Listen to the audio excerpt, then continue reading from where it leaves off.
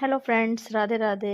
Hello students, अब सबका 10th का प्री बोर्ड एग्ज़ाम स्टार्ट हो गया है। सबसे पहले आप क्या कीजिए, प्री बोर्ड एग्ज़ाम ज़रूर दीजिए, क्योंकि अगर प्री बोर्ड एग्ज़ाम अगर आप छोड़ देते हैं तो उससे क्या होगा कि आपको पता ही नहीं चलेगा कि आपकी तैयारी कितनी हुई है। इसके लिए सबसे पहले प्री बोर्ड एग्ज़ाम देने ज़रूर जाइए और उसके बाद देखिए कि आप कितना उस क्वेश्चंस को सॉल्व कर पा रहे हैं, कितना सॉल्व कर पा रहे हैं और कितने टाइम में उस चीज़ को लिख पा रहे हैं। सबसे ज़्यादा इम्पॉर्टेंट ये है कि हमको लिख किस तरह से जा रहे हैं, उसके बाद हम किस पॉइंट, हमारा कौन सा पॉइंट वीक है, कौन सा पॉइंट स्ट्रांग है, उस पर ध्यान दीजिए। हमारे जो वीक पॉइंट है उस समय इसमें उस पर ध्यान देना बहुत ज़रूरी है।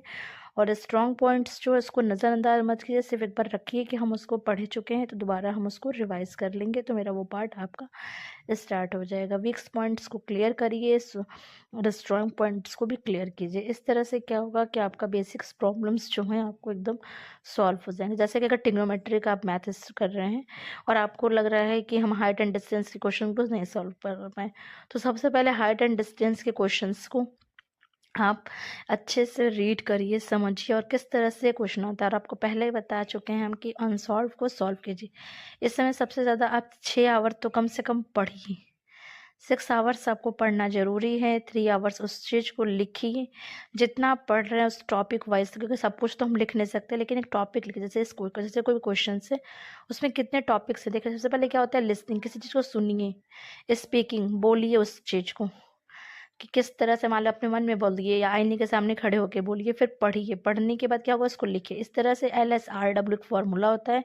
किसी भी चीज़ को सीखने के लिए सबसे अच्छा तरीका और सबसे बेस्ट तरीका होता है कि हम सुने, उसके बाद बोले, फिर पढ़ें और लिखें। इस तरह से हम कोई भी कॉन्सेप्ट, कोई भी टॉपिक्स को अच्छे से एकदम क्लियर कर लेंगे। इसमें कोई प्रॉब्लम नहीं है कि आप उस चीज़ को क्लियर नहीं कर। जैसे देखिए इस तरह से हम क्वेश्चंस उठाएं और हम देखिए कि प्री बोर्ड एग्जाम्स की पेपर है उसको मैं दिखा रही हूँ। आप पहले देखिए कि हम 20 नंबर्स का ऑप्शनल क्वेश्चन है, उसको हम किस तरह से MCQ पहले पूरा पढ़ डालते हैं। हर कम से कम हमको 1 घंटा है MCQ के ऊपर ध्यान देना है, क्योंकि अगर 20 क्वेश्चन आपके सही हो जाते हैं तो 20 नंबर आपके एकदम कन्फर्म है। क्योंकि अगर राइटिंग सेक्शन में थोड़े नंबर कटते भी हैं, लेकिन MCQ में कोई भी नंबर कटता नहीं है।